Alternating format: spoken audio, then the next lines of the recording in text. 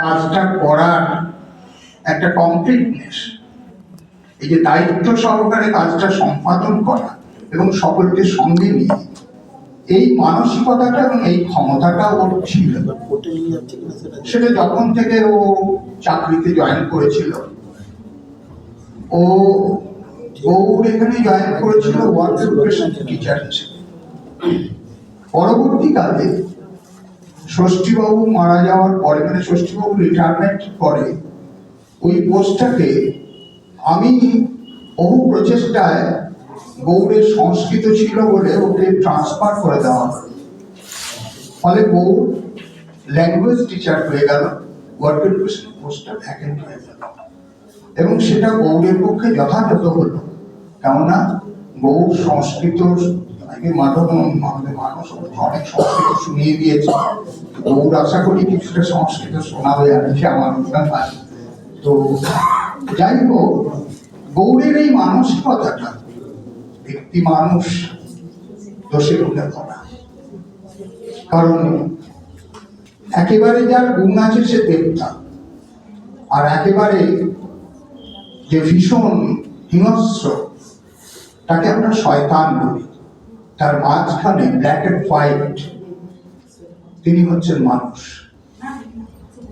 কোন মানুষ আইডিয়াল চরিত্র হতে পারে না। ভিকেলস অফ আইডিয়া, এটা যদি কোন ব্যক্তি সম্পর্কে বলা হয়, তিনি হিউম্যান ক্যারেক্টার হন না, তিনি আইদার দেব কিংবা শয়তান, এই এর মধ্যে পড়ে। গৌর কিন্তু দোষে গুণে একটা মানুষ, যে মানুষের মধ্যে আবেগ ছিল, ভালোবাসা, মানসিকতা ছিল, সকলকে একান্ত আপন করে নেওয়ার একটা প্রচেষ্টা তার মধ্যে ছিল। স্বাভাবিকভাবেই বিদ্যালয় এখানে এলে সবার মানসিকতা তো সবার সঙ্গে মেলে না। আজকে কতগুলো কাঁকসা হাই স্কুলের অনেক পুরনো পত্রিকা আমি দেখছিলাম, খুব দুর্লভ ছবি ওখানে আছে। যখন গুরুদাস দ্বারা একসঙ্গে আমরা ছিলাম, সেই সব ছবিগুলো আমার সংগ্রহে রয়ে গেছে। ভালো লাগছিল যে একসময় আমরা নিজেরা আবাদ করে, বিবাদ করে, সুবাদ করে, তারা নিজেরা ঝগড়াও করতাম, আবার সঙ্গে সঙ্গে তাকে বুকে জড়িয়ে ধরতাম। একজন শিক্ষকের ধর্মই হচ্ছে ছাত্রকে আপন করে নেওয়া, ছাত্রকে সন্তান তুল্য ভালোবাসা।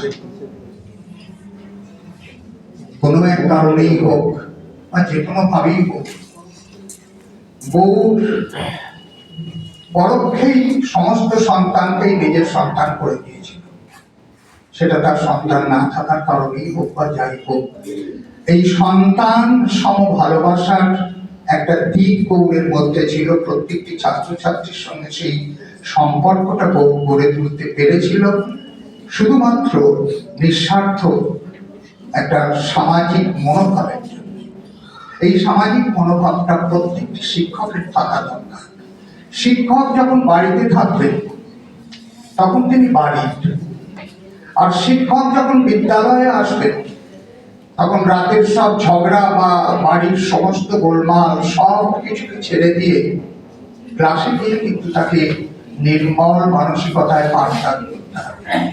এই জন্যে শিক্ষককে আমি আমার ছাত্রদেরও, যারা এখন বহু শিক্ষক হয়ে গেছে এবং যারা বহু শিক্ষক হয় আমার মহাবিদ্যালয়েও আমি বলি যে দেখো, একটি কর্পোরেট সেক্টরে লাল গেঞ্জি পরে তুমি চলে যেতে পারো, কিন্তু একটি বিদ্যালয়ে তোমার পোশাক হবে একেবারে ভদ্র সভ্য। কারণ ছাত্রের কাছে তোমাকে প্রমাণ করতে হবে যে তোমার পার্সোনালিটি আদার দ্যান অন্য সমস্ত কিছুর থেকে আলাদা। গৌরের মধ্যে এই মানসিকতাটা ছিল। পোশাক পরিচ্ছদ সমস্ত কিছু আচরণের মধ্যে ও দ্রুত শিক্ষক সুলভ একটা মানসিকতা গড়ে তুলতে পেরেছিল।